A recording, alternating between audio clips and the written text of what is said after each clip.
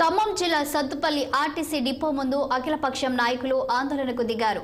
భారత్ గ్రామీణ బంద్కు రైతు సంఘాలు పిలుపునిచ్చిన నేపథ్యంలో బస్సులు బయటికి రాకుండా గేటు ముందు నిలబడి నిరసన తెలిపారు.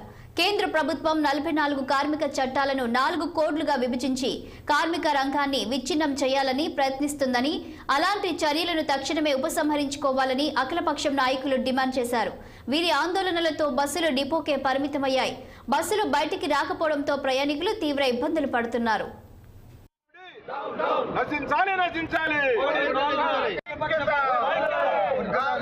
ఈరోజు భారత గ్రామీణ బంద్ నిర్వహించబడుతుంది. నరేంద్ర మోడీ ప్రభుత్వం అధికారంలోకి వచ్చిన తర్వాత ఈ దేశంలో రైతుల పట్ల, కార్మికుల పట్ల, ప్రజల పట్ల నిరంకుశ వైఖరి అవలంబిస్తూ ఈ దేశంలో ఉన్నటువంటి ప్రభుత్వ రంగ సంస్థల మొత్తాన్ని కూడా కార్పొరేట్ కంపెనీలకు అప్పగించి ఈ దేశంలో ముఖ్యమైనటువంటి వ్యవసాయ రంగాన్ని కూడా కార్పొరేట్ సంస్థలకు అప్పగించడం కోసం 3 నల్ల చట్టాలు తీసుకొచ్చింది.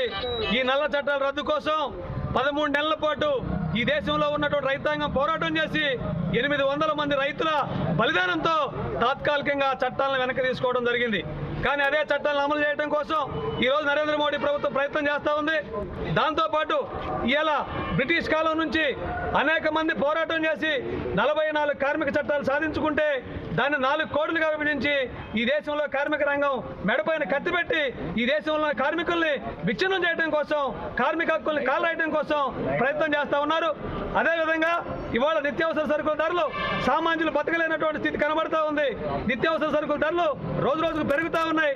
కాబట్టి ఈ దేశంలో ఉన్నటువంటి అన్ని రకాల ప్రజలు, భారతదేశంలో ఒక మతతత్వ పార్టీ బీజేపీ తప్ప అన్ని రాజకీయ పార్టీలు, వామపక్షాలు, కార్మిక సంఘాలు ఈరోజు భారత బంద్కు పిలిపివ్వడం జరిగింది.